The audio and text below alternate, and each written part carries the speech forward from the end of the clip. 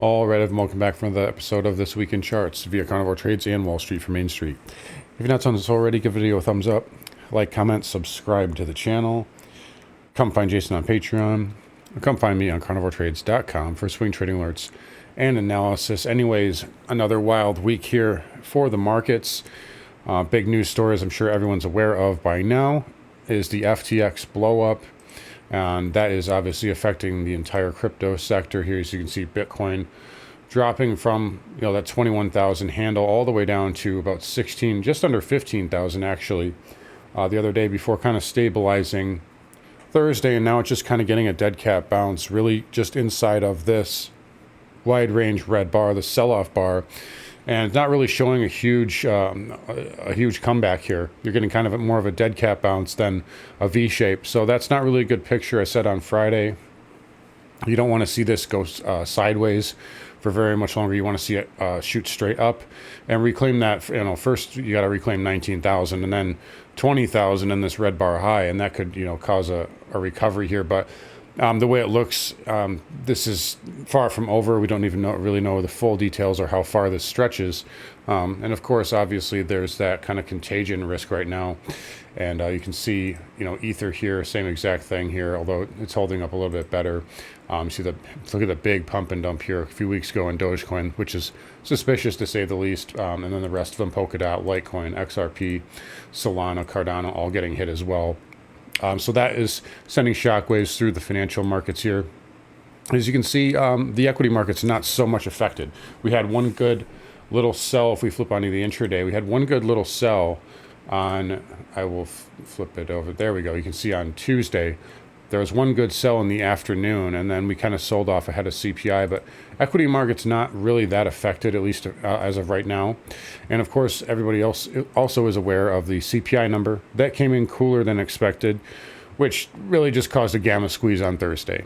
If you're familiar with the expected moves in the options market, there was an 89-point move priced in by Friday in the options market. They gapped the market up 111 points on the SPX. That caused a gamma squeeze. To me, it was a market maker screw job, and basically just inducing a short squeeze. I think there's a lot of end of year stuff going on as well, at least if you ask me. These fund managers want to get a bonus this year, and a lot of things are down. There is a little bit of talk of rotation going on with the slowdown now with the weaker numbers. And we saw tech stocks rally. So that's really the bottom line right now. This is still a bear market rally, though. No matter how you slice it or dice it, it is a good rally. We have to respect it. But I want to show you one thing that was really just kind of swept under the rug. And actually wasn't even swept under the rug. It just wasn't talked about at all, at least in the mainstream media. But on Thursday, when we had that big gamma squeeze, 4%, 7% up day on the NASDAQ, 5% up day on the SPX. The 3-month 10-year inverted all the way down to negative 35 basis points on that day. And that's something that was not talked about on financial media. In addition, the 210 is still inverted by 50 basis points and has been inverted for really several months now, going back to really May. It was briefly inverted in April and then kind of got back inverted in May. Again, not a good sign here. If we flip over, I can show you this chart here as well. We've never seen a market bottom with 60% of the treasury curve inverted, which that is currently right now. So again, this is still just a bear market rally, and you might say, well, isn't bad news good news, because that means the Fed's going to be able to pause or stop sooner? It can be in the short term, but really the market's going to come to realize pretty soon that inflation is going to be stickier than normal. And yes, 7.7% CPI is not anything to really write home about.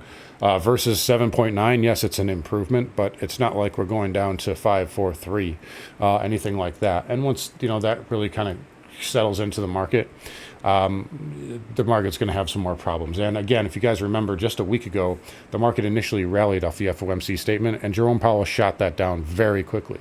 So to me, what happened Thursday, what happened Friday, again, it's just a market maker gamma squeeze. And we'll just leave it at that. That doesn't really change anything here. The market's not all of a sudden pricing in a major Fed pivot or anything like that. But for right now, you do have to respect the rally. It is powerful, and it can go on longer than people think. Near-term targets here, we had that inverse head and shoulders that triggered. We talked about that a few weeks ago. Your target's right up just above 400 handle. So that would be kind of target one for this rally. And then the next area I have is this downsloping trend line. And this pivot here, this yellow pivot, to me at around 410, 411 is very major there on the charts. But for now, we'll have to respect the rally. And, seasonally, post midterms, the market can hold up as well. So again, that's something else that we have to be aware of. Additionally, there's also, this crypto thing and how deep does that go? So in bear markets, things can turn on a dime and you have to be on your toes. But for right now, the market does appear to at least be somewhat in a safe zone for the time being. Triple Qs here, basically the same thing. So downsloping trend line here is back in play. There should be some resistance right here at 290. If you get through that, you'll have a level right around that 300 whole round number. There's a good sell-off bar right there. I expect there to be a lot of supply in that as well. The IWM 195 is kind of your big resistance area. You do have some right here just above 190, but that pivot right there, going back to August 26th, is a major one to me. So that would be kind of your big resistance level there on the Russell 2000 daily. Semiconductors here, again, coming into another level. So you've seen a lot of things sort of get into close levels here. SMH here, you got this downsloping trend line. Again, that red bar right there, and then the 200-day moving average. So there are levels here. The market is very overbought here. I mean, it went from, a kind of a neutral position here, in a lot of equities to overbought very quickly. So again, a lot of gas in this market. Semiconductors were up 10% on Thursday. They're up 3% on Friday. So a lot of exhaustion here. Again, triple Q's up almost 2% on Friday, up over 7% on Thursday. So a lot of, overbought kind of conditions here. But for now, the market, again, got to respect the strength of that move. And it was done on pretty good volume here, just to flip over on the spiders there. That was pretty good volume behind that, so we do have to respect that as well. IGV, much weaker, though. Cloud software has been notably a weak sector here, noticeably underperforming. It is up 2.5% here on Friday. But again, we'll watch that 100 moving average. I think this can get up, if it gets through that, it can get up to maybe 282, 283 here in the near term. But cloud, really outside of Oracle, is been a laggard sector here. You see Adobe there, not looking too good outside of the last 2 days. CRM, ServiceNow, Cloudflare, these are all stocks that are at the bottom, of their respective charts. Atlassian took a really big hit on earnings last week. It's really just Oracle that's kind of been the strong horse here. So just be careful with this sector here. Snowflake, another one. But again, cloud lagging. Again, we'll give it the benefit of the doubt for now, as long as the rest of the market holds up. Transport, so we talked about that 14,000 handle. It pulled back off of it on Tuesday and into Wednesday, and then of course the squeeze just took everything else up.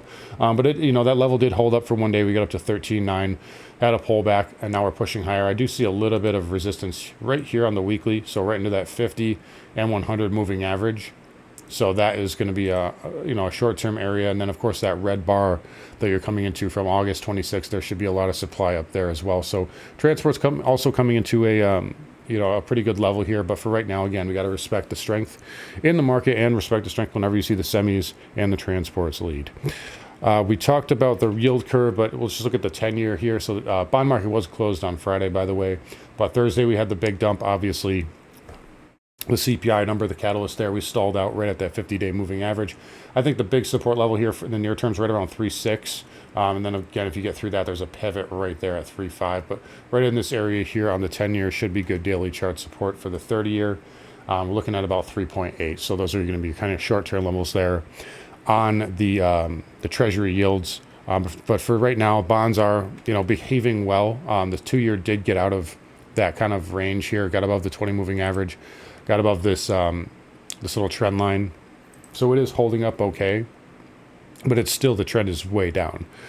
So it's validating the rally in the short term, but until we see a real trend change here, the 2-year is still under pressure, and that will come back to haunt the market if it continues to make new lows. So just be aware of that. Home builders here, XHB, nice outside week. So kind of negated this bear pattern here. So that is a good sign of strength here in the short term. I do think these will be a short in the future. But for right now, we have to respect the strength right there. Same thing with the ITB and the VNQ. That finally triggered that little inverse head and shoulders we have on the daily. So there's your left shoulder head, right shoulder. And you just add the target right there. And it should take you up into the low 90s, 93, 93.50. And coincidentally, or perhaps not, this is the symmetry of the charts.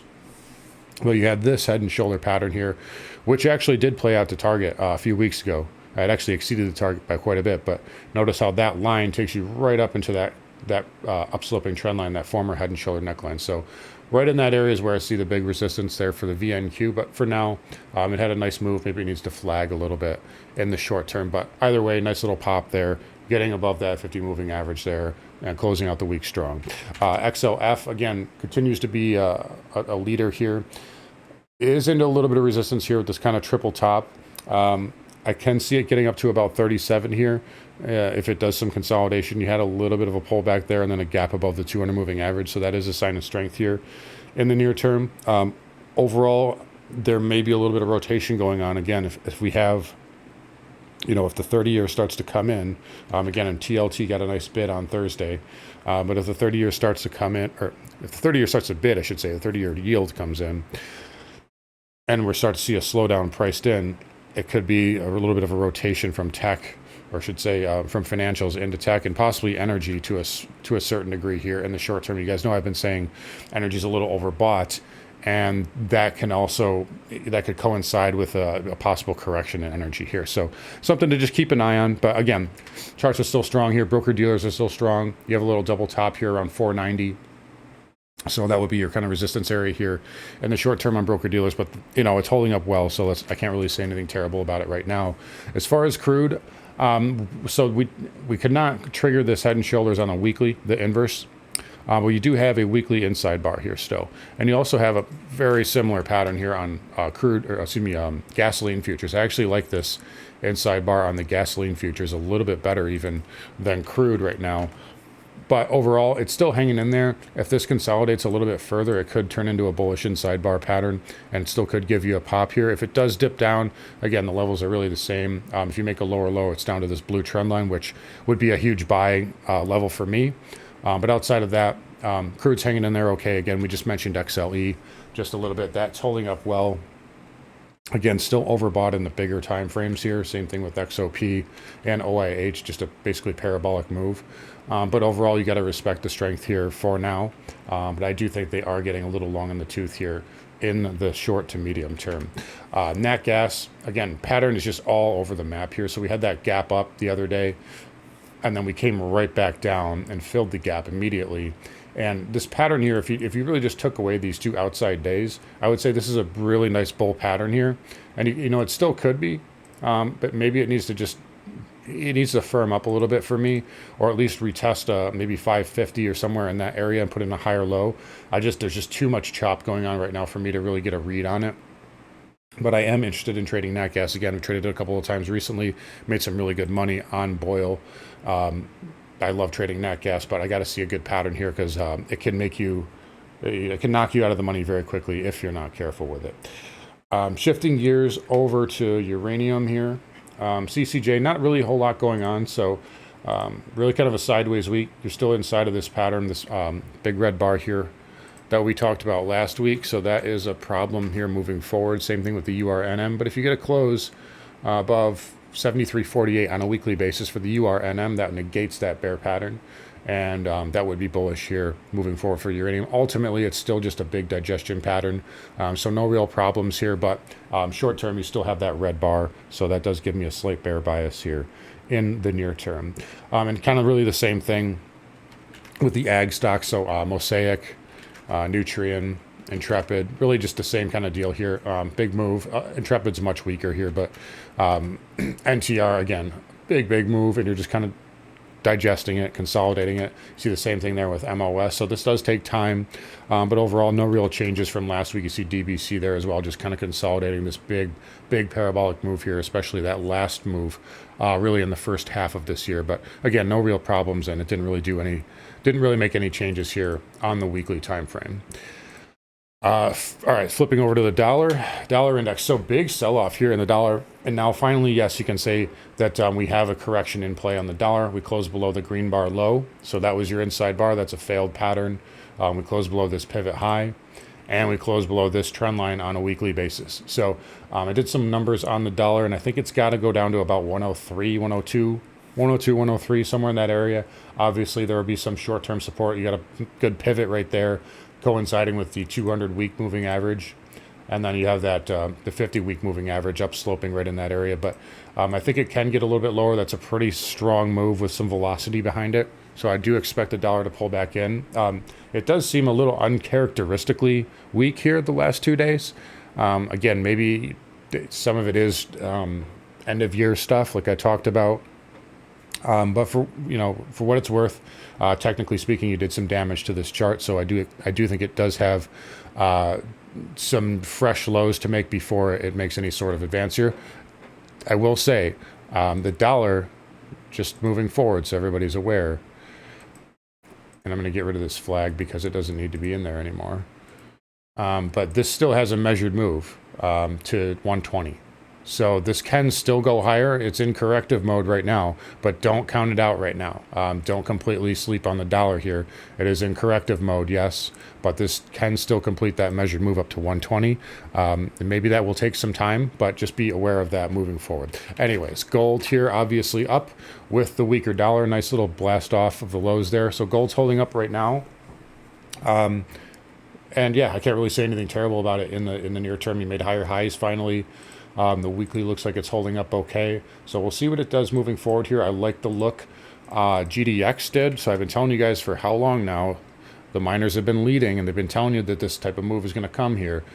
Big move there for GDX. We had Newmont with Carnivore Trades. We just closed out a gain on that one. We had that one for quite a while here, but I love that failed breakdown last week. A fake breakdown. Everybody sold. Everybody shorted into that breakdown. And then you get the market makers come in and they rip it back up. So beautiful fake breakdown there for Newmont, and a nice move for gold here. I don't really see any problems on the chart. Currently, silver also holding up well. I like how you were able to push through that 200 moving average, without a pullback.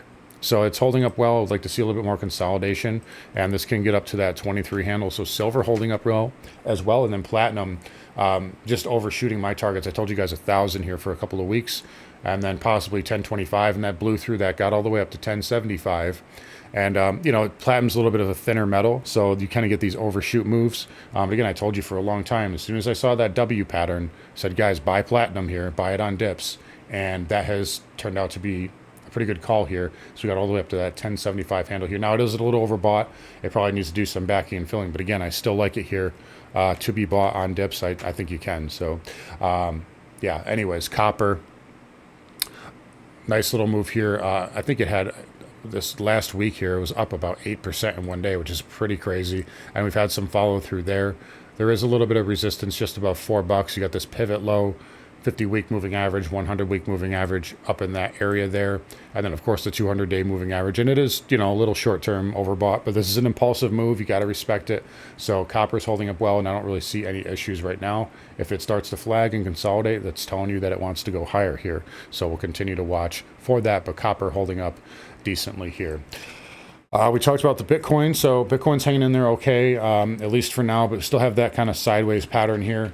We'll show you the Bitcoin futures here. So it's still kind of just hanging in there, but you don't want to see more consolidation. I think that's what's going to happen, but you don't want to see sideways consolidation here because that means it wants to go down and possibly get down to that 12 to 11,000 handle. That's where I've got major support here penciled in for it.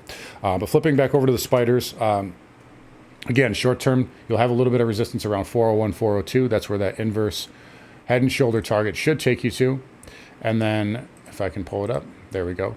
That's where that target will take you to. And then if you get through that, your big level is going to be right around 410. I said there should be some major resistance there. If we go straight into it, it will definitely be major resistance. If we start to sideways and flag for a while, then you have to be careful because it can move higher. So just be careful of those two instances here. It is Options X week this week, so expect lots of games, lots of rumors. I'm sure we'll be hearing about FTX all week long, so I'm sure the algos are going to get a good workout. So be careful and be on your toes this week. But in any case, this is still a bear market rally. However, you got to respect it, and they can go on, and they can go higher for longer than people think. So just be aware of that. Anyways, guys, going to wrap it up here. You guys take care. Come find Jason on Patreon. Come find me on carnivoretrades.com. I'll talk to you guys all next week.